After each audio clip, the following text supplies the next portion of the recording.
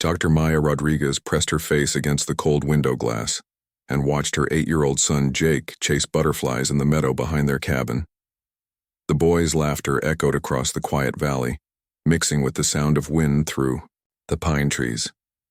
Maya smiled for the first time in weeks. Moving to this remote place in the Colorado mountains had been the right choice. Here, away from the busy city, she could focus on her research and Jake could run free like any normal kid should. Maya turned back to her computer screen, where dozens of charts and graphs showed strange readings from her equipment. For the past 6 months, unusual energy patterns had been appearing in the atmosphere all around the world. Most scientists ignored these readings or blamed them on solar flares, but Maya knew better. The patterns were too regular, too organized to be random space weather. She picked up her coffee mug and took a sip of the cold liquid inside.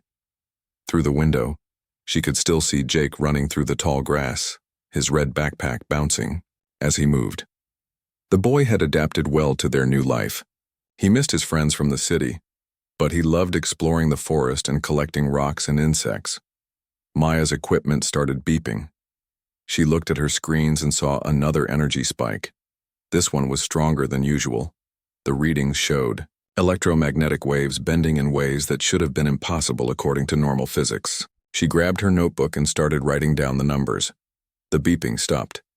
Maya looked up from her work and glanced out the window again. The meadow was empty. No red backpack, no sound of running feet or happy laughter. "Jake?" she called. Out, but got no answer. Maya rushed outside, her bare feet hitting the wooden porch with loud thuds. The afternoon sun felt warm on her face, but a cold fear was growing in her chest. "Jake, where are you?" she shouted across the meadow. She ran to the place where she had last seen him playing. The grass was bent down where he had been running, but there were no footprints leading away from the spot. It was as if he had simply vanished into thin air. Maya spent the next hour searching every inch of the area around the cabin. She checked behind every tree, under every fallen log, and in every small cave she could find. She called Jake's name until her voice was hoarse, but the only response was the echo of her own words bouncing off the mountain walls. As the sun began to set, Maya called the local sheriff's office. Within 2 hours, search and rescue teams were combing the forest with flashlights and trained dogs. The searchers worked through the night but found nothing. No tracks, no torn clothing, no sign that Jake had ever been there at all. The next morning brought more people. Volunteers from the nearby town joined the search. Helicopters flew overhead, their loud rotors disturbing the peaceful silence of the mountains. News reporters arrived and set up cameras, turning Maya's private nightmare into a public story. "When did you last see your son?" a reporter asked, shoving a microphone in Maya's face. "Yesterday afternoon," Maya answered, her voice barely above a whisper. "He was playing right there in the meadow. I looked away for just a few minutes." The questions kept coming. Did Jake have any enemies? Had there been any strangers in the area? Was there trouble at home? Maya answered each question honestly, but she could see the doubt in people's eyes. Single mother, isolated cabin, child disappears. The story wrote itself in their minds. Days turned into weeks. The search teams covered hundreds of square miles. They dragged the nearby river and checked every abandoned building within 50 miles. Experts came with special equipment to scan the ground for bodies. They found nothing. After 2 weeks, the official search was called off. The volunteers went home. The reporters moved on to other stories. Maya was left alone in her cabin with nothing but silence and empty rooms. She stopped eating regular meals. She stopped showering. She stopped answering phone calls from worried friends and family members. Instead, she sat at her computer for hours each day, staring at the energy readings from the day Jake disappeared. The spike in electromagnetic activity had happened at exactly 3:47 in the afternoon. Jake had vanished sometime between 3:45 and 3:50. Maya knew it sounded crazy, but she was convinced the two events were connected. The energy readings showed something impossible had happened at the exact moment her son disappeared. Space and time had bent in ways that violated every law of physics she knew. 3 months passed. Maya's research equipment kept recording the strange energy patterns. They appeared every few days, always lasting only a few seconds, always showing the same impossible readings. Maya started a journal, writing down every detail about each event. She measured wind speed, temperature, humidity, and atmospheric pressure. She was looking for any clue that might explain what had happened to Jake. Her sister called from Denver every week, begging Maya to come stay with her family. Her colleagues from the university sent emails asking when she would return to work. Maya ignored them all. She could not leave this place. This was where Jake had disappeared, and this was where he would return. She was sure of it. On quiet nights, Maya would sit on the porch and stare at the meadow where Jake had been playing. Sometimes she thought she could hear his laughter carried on the wind. Sometimes she imagined she saw his red backpack moving through the tall grass. But when she looked closer, there was never anything there. The energy readings were getting stronger. The blizzard had been raging for 3 days. Snow piled up against the cabin windows and the wind howled like a wild animal trying to get inside. Maya sat at her desk, wrapped in 2 blankets, watching her equipment screens by the light of a kerosene lamp. The power had gone out that morning, but her instruments ran on backup batteries. Another energy spike appeared on her monitors. This one was different from all the others. The readings were off the charts, showing levels of electromagnetic activity that should have fried every piece of electronic equipment within 10 miles. But somehow her instruments kept working, recording data that made no sense according to everything Maya knew about science. The spike lasted longer than usual. Instead of a few seconds, this one went on for nearly a minute. Maya wrote down the numbers in her notebook, her hands shaking from cold and excitement. Something big was happening. She could feel it in the air, like the electric charge before, a lightning strike. A loud knock echoed through the cabin. Maya froze. Nobody lived within 20 miles of this place. The roads were blocked by snow, and no rescue teams were scheduled to check on her. She had enough food and fuel to last another month, so there was no reason for anyone to come here. The knocking came again, harder this time. Maya grabbed the baseball bat she kept by the door and slowly approached the front window. She pulled back the curtain and peered outside. Through the swirling snow, she could see a tall figure standing on her porch. The shape was wrong somehow, too thin and too tall to be a normal person. "Who's there?" Maya called out, trying to keep her voice. "Steady, please," came a voice from outside. The word sounded strange, like someone learning to speak English for the first time. "I bring your child." Maya's heart stopped. Her hands started trembling so badly she nearly dropped the bat. She moved closer to the door but did not open it. "What did you say?" "Your son, Jake, I bring him back to you." Maya's knees went weak. She grabbed the door frame to keep from falling. This had to be some kind of trick. Jake had been gone for 3 months. Nobody could have survived in the wilderness for that long, especially not a small child. "Prove it," Maya said through the door. There was silence for a moment. Then the voice spoke again. "He has scar on left knee. From bicycle accident when he was 6 years old. He likes peanut butter sandwiches with no jelly. His favorite book is about dragons." Maya's breath caught in her throat. Those details were not in any news report. Only someone who knew Jake personally could know those things. With shaking hands, Maya unlocked the door and pulled it open. The creature standing on her porch was not human.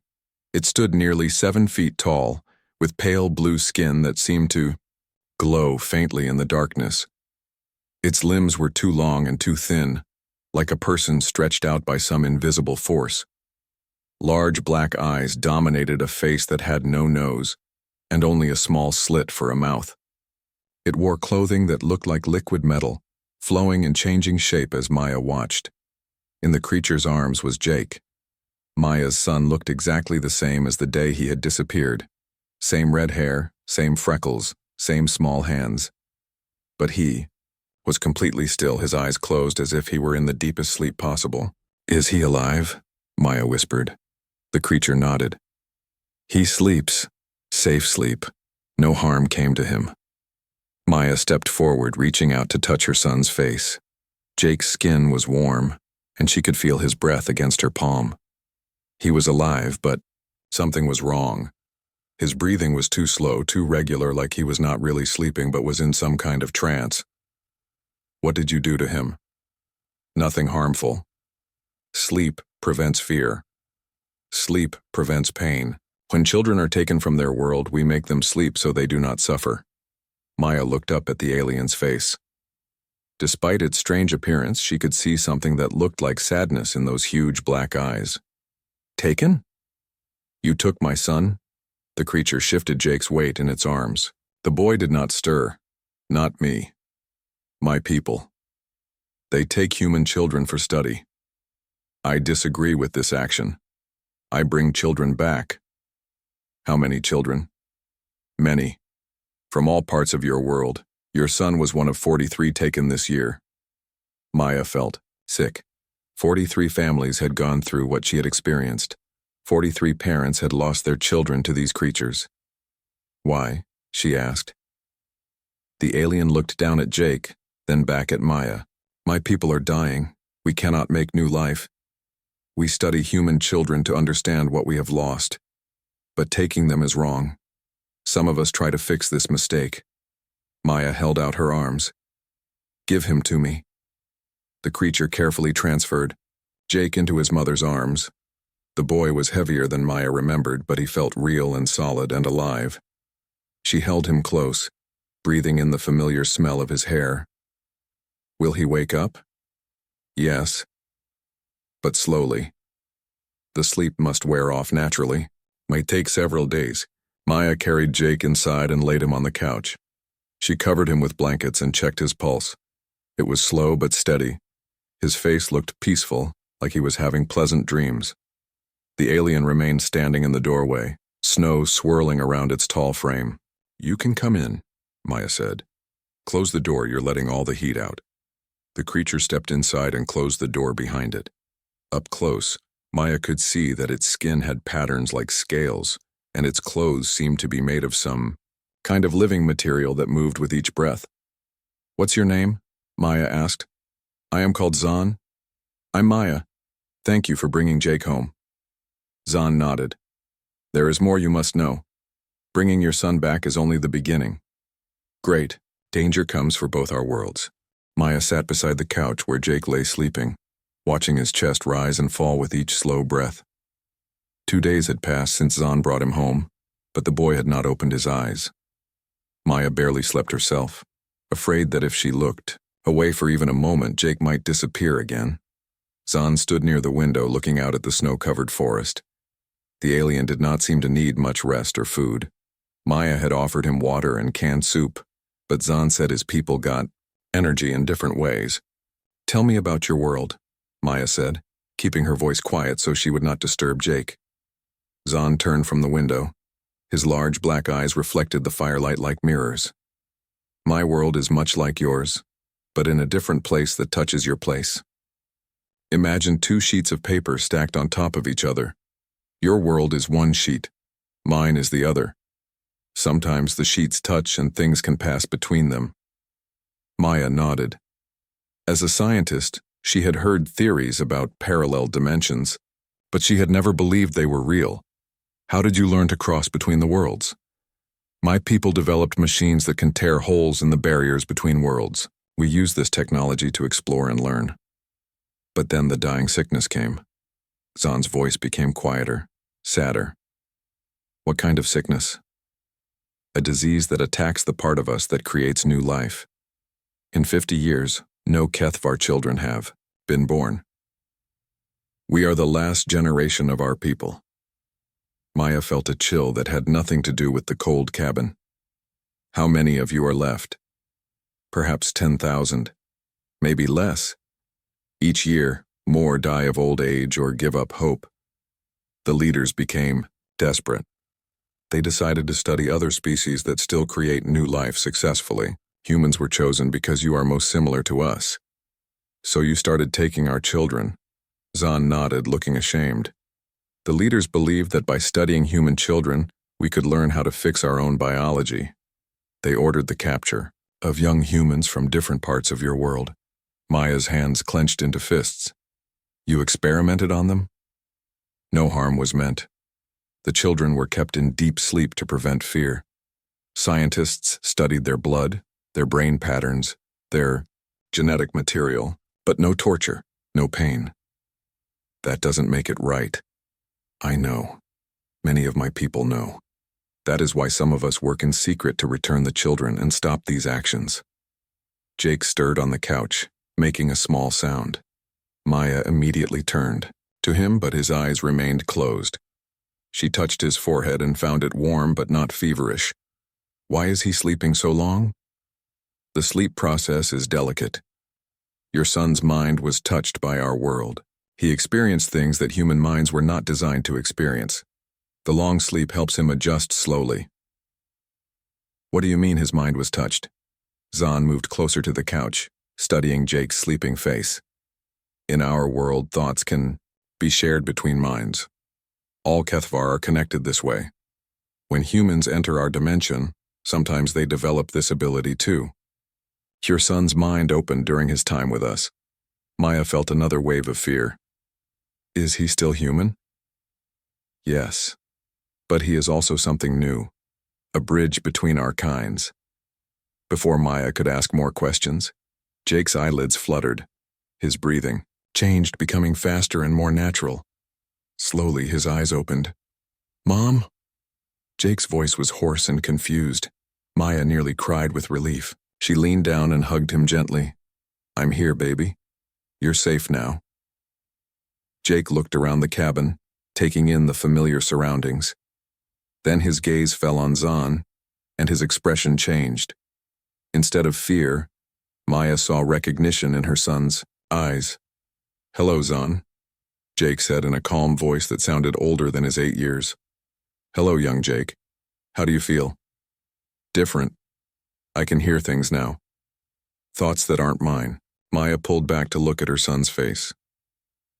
What kind of thoughts? Jake closed his eyes and concentrated. Zahn is worried about his people finding us. He's also sad because he misses his home world. And you're scared that I'm not really me anymore.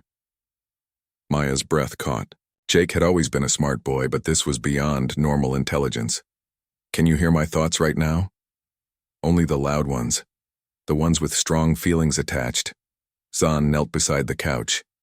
The ability will grow stronger as you learn to control it.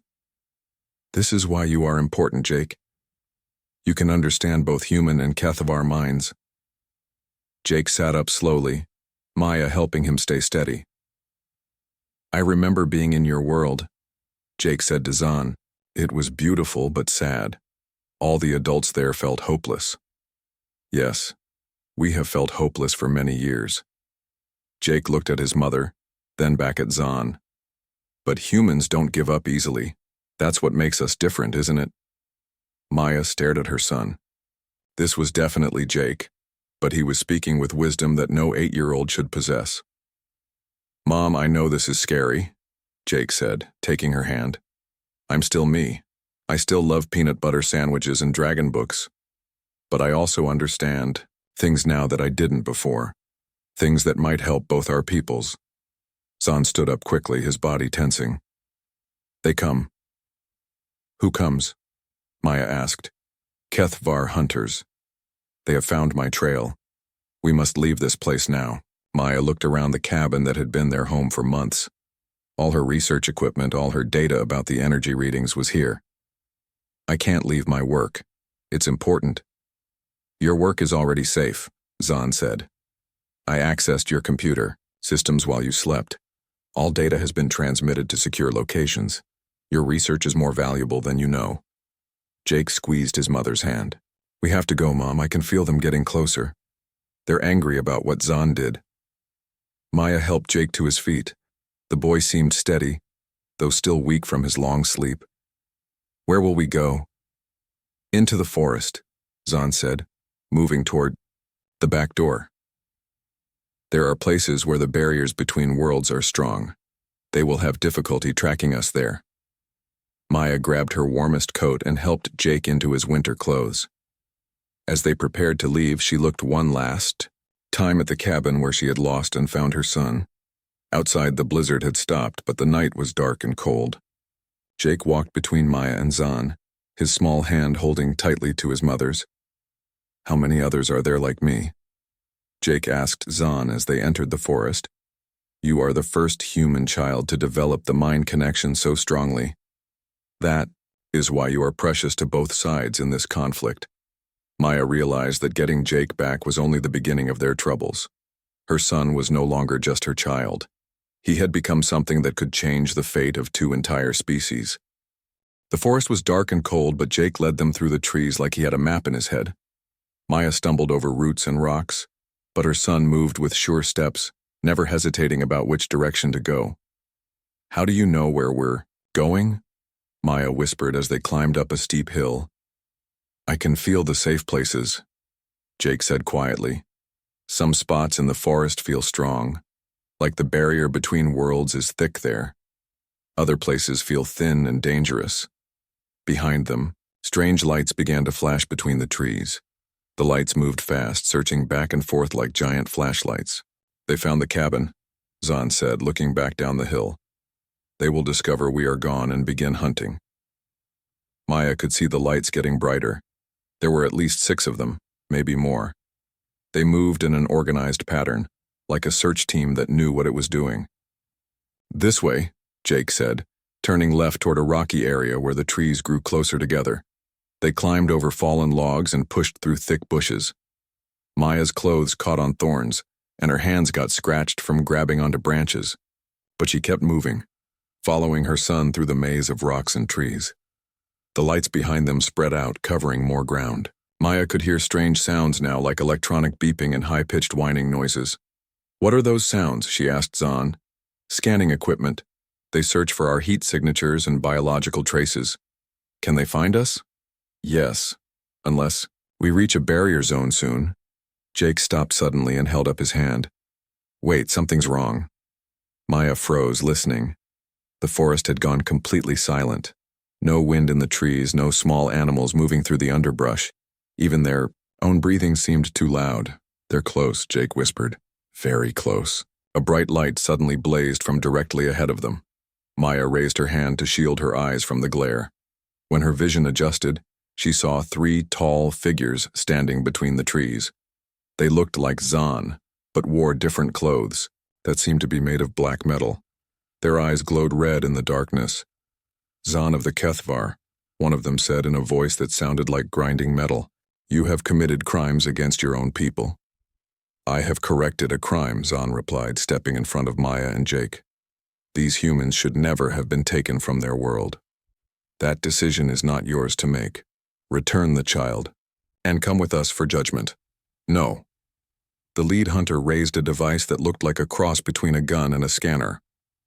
Then you will be taken by force. Maya's mind raced. 3 alien hunters with advanced weapons against 1 rebel and 2 humans. The odds were not good, but she had not survived Jake's disappearance and found him again just to lose him to these creatures. Jake, she whispered. Can you sense if there are more of them nearby?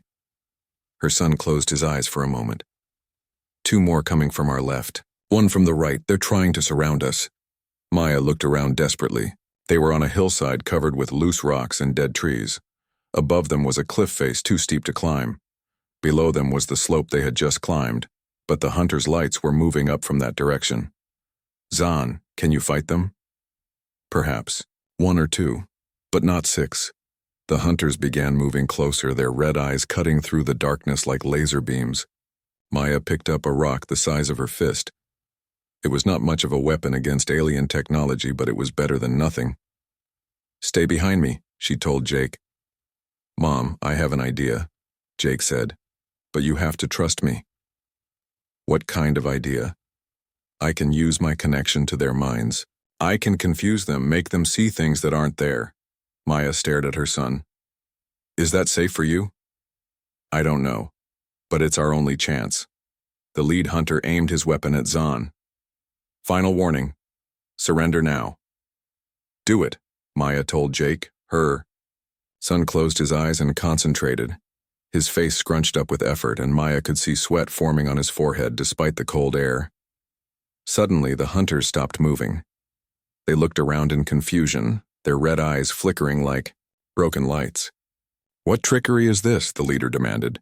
I see 2 children, one of the others said. Which one is real? There are humans everywhere, said a third hunter. Dozens of them. Jake was creating illusions in their minds, making them see multiple copies of Maya and himself scattered throughout the forest. The hunters spun in circles, trying to aim their weapons at targets that were not really there. Run, Jake whispered, his voice strained from the mental effort. They bolted toward the cliff face. Maya spotted a narrow crack in the rock wall, just wide enough for a person to squeeze through. She pushed Jake into the opening first, then followed him. Zahn came last, his tall frame barely fitting through the gap. The crack led to a small cave hidden inside the cliff. They crawled deeper into the darkness, feeling their way along the rough stone walls. Behind them, Maya could hear the hunters shouting in their strange language. Jake's illusions had bought them time, but not much. Are you okay? Maya asked her son. Tired. My head hurts. But I'm okay. That was incredible what you did. It won't work again, Jake said. Now they know what I can do. They'll be ready for it. Zahn found a wider section of the cave where they could sit down. We cannot stay here long. They will use heat sensors to find us. Maya felt around in her pockets and found her small flashlight. She clicked it on and the beam revealed a cave that stretched back into the mountain. How far does this go? I do not know. But caves often have multiple exits. They started crawling deeper into the mountain. The cave twisted and turned, sometimes opening into larger chambers, sometimes narrowing so much they had to crawl on their bellies. Mom, Jake said after they had been moving for 20 minutes. I can hear them talking to each other with their minds. They're calling for more hunters. A lot more. How many? 20. Maybe 30. And they have something else coming. Something big. Maya's heart sank. They were 3 people hiding in a cave being hunted by an army of advanced aliens. Even if they found a way out of the mountain, where could they go? There is hope, Zahn said as if reading her thoughts. Other rebels are working to help us. If we can reach them, we might have a chance. Where are they? There is a place 50 miles north of here, a facility hidden underground where Kethvar, rebels and human scientists work together. 50 miles through a forest full of alien hunters? Jake's abilities make it possible. He can sense the hunters before they sense us. And there are others like him now. Other human children who have developed mental connections. They are gathering at the facility. Jake looked up from where he was crawling ahead of them. We have to try, Mom. This is bigger than just us. Both our peoples need help. Maya realized her son was right. This was not just about getting Jake home safely anymore. It was about the survival of 2 entire species, from somewhere behind them in the cave. They heard the sound of the hunters entering the crack in the cliff face. The cave tunnel opened into a huge underground chamber filled with lights and the sound of working machines. Maya blinked in the sudden brightness, hardly believing what she saw. Dozens of people moved around equipment that looked like a mix of human and alien technology. Some of the workers were human, others were tall blue-skinned Kethvar like Zahn. We made it, Jake said, stumbling forward on tired legs. A woman with gray hair rushed over to them. She wore a white lab coat covered in strange symbols that seemed to glow softly. You must be Maya Rodriguez, the woman said. I'm Dr. Kate Williams. We've been waiting for you. How did you know we were coming? Jake isn't the only child with mental abilities. The others sensed him approaching hours ago. Dr. Williams led them deeper into the facility. Maya saw children sitting at tables covered with devices she had never seen before. The kids looked normal except for their eyes, which seemed to reflect light differently than they should. How many children are here? Maya asked. 17 so far. All of them were taken by the Kethvar and have developed telepathic connections. They're learning to use their abilities to help both species. One of the children, a girl about Jake's age with red hair, looked up from her work and smiled at Jake. Hi, I'm Amy. I can hear your thoughts from here. You're scared, but also excited. Jake nodded. It's strange, isn't it? Having voices in your head that aren't your own. You get used to it. And it's actually pretty cool once you learn to control it. Dr. Williams showed them to a section of the facility where Kethvar scientists worked alongside human researchers. The aliens here looked different from the hunters. Their eyes were gentle, and they moved with careful, respectful motions. These are the rebels, Zahn explained. Kethvar who believe cooperation is better than taking what we need by force. One of the rebel scientists approached them. This one was shorter than Zahn, with skin that had a greenish tint. I am Vex. We have been studying your research data, Dr. Rodriguez. Your atmospheric readings contain vital information. About what? The dimensional barriers between our worlds are breaking down. Each time our people force open rifts to take human children, the damage gets worse. Soon both realities may collapse into each other. Maya felt cold fear in her stomach. What would happen if they collapsed? The end of both worlds as we know them. Billions of deaths on each side. Dr. Williams brought them to a central area, where a massive machine hummed with power. It looked like a combination of Maya's atmospheric sensors and Kethvar dimensional technology. We've been working on a solution, Dr. Williams said. A way to repair the barriers permanently, but it requires something very specific. What? Jake stepped forward. It requires someone who can exist in both dimensions at the same time. Someone who can be a bridge between the worlds while the repairs are made. Maya stared at her son. Jake, no. That sounds incredibly dangerous. All the children here have some ability to touch both dimensions, Amy said, joining their group. But Jake is different. His connection is the strongest we've ever seen. Vex nodded. The repair process would require Jake to place his consciousness in both realities simultaneously while we use the machine to rebuild the barriers. But the stress on his mind could be severe. Could be fatal, Maya said bluntly. There is risk, Vex admitted, but without this repair both worlds will certainly die. Maya looked around the facility at all the people working together, human and alien side by side. These children had been taken from their families, but instead of seeking revenge, they were trying to save everyone. Alarms suddenly began blaring throughout the facility. Red lights flashed, and Maya could hear the sound of heavy machines moving somewhere above them. They found us, Zahn said grimly. Dr. Williams ran to a control panel covered with screens. Kethvar military forces are breaking through our outer defenses. We have maybe 20 minutes before they reach the main facility. How many? Vex asked. At least 50 hunters plus battle machines. Maya felt panic rising in her chest. But Jake took her hand calmly. Mom, we have to try the repair now. It's our only chance. The machine isn't ready, Dr. Williams protested. We need at least 6 more hours to complete the calibrations. Then we do it without perfect calibrations, Jake said. Amy, can you and the other kids help hold off the hunters while we work? Amy nodded. We can link our minds together and create confusion among their forces. It won't stop them, but it might slow them down. Maya knelt down to look Jake in the eyes. Are you sure about this? Really sure? I'm scared, Jake admitted, but I'm also sure. This is why everything happened the way it did.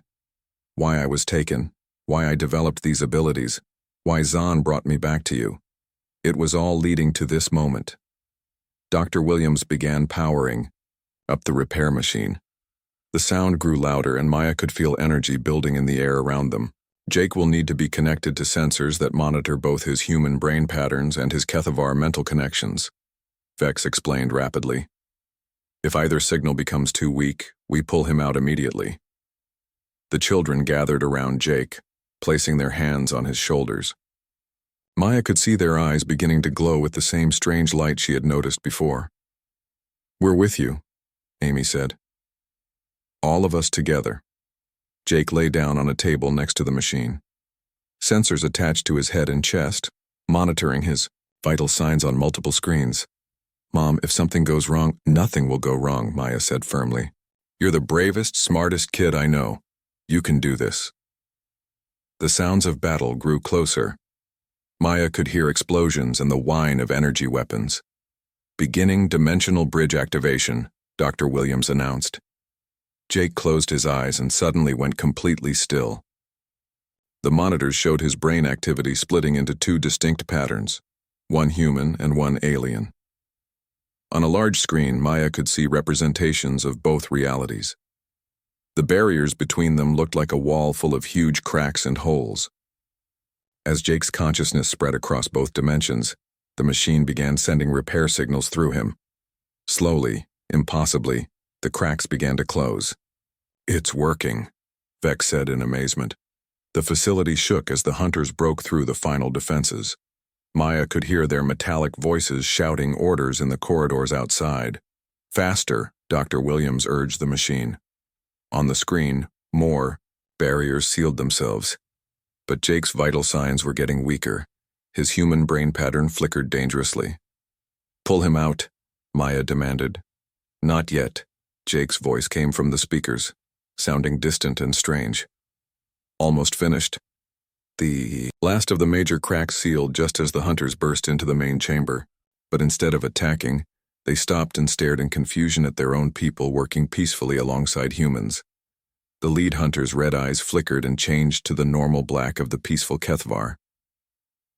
"The barriers are repaired," Vex announced. "The mental control systems that forced our people to take human children have been broken." Jake's eyes opened, and he sat up slowly. Maya hugged him tightly, tears streaming down her face. "Did we do it?" Jake asked weakly. "Doctor?" Williams checked her instruments. "The dimensional barriers are stable and stronger than they've been in decades. No more forced rifts. No more stolen children." The former hunters looked around the facility in wonder, as if seeing it clearly for the first time. "How do we return the remaining children to their families?" one of them asked Vex. "Carefully and with dignity," Maya said, standing up. "And with full cooperation between our peoples." Jake smiled at his mother. "I guess this means I get to be an ambassador when I grow up." "Only if you want to be," Maya said. "You've already done more than anyone should ever have to do."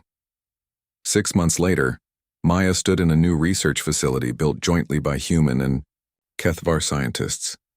Jake attended a special school where children from both species learned together.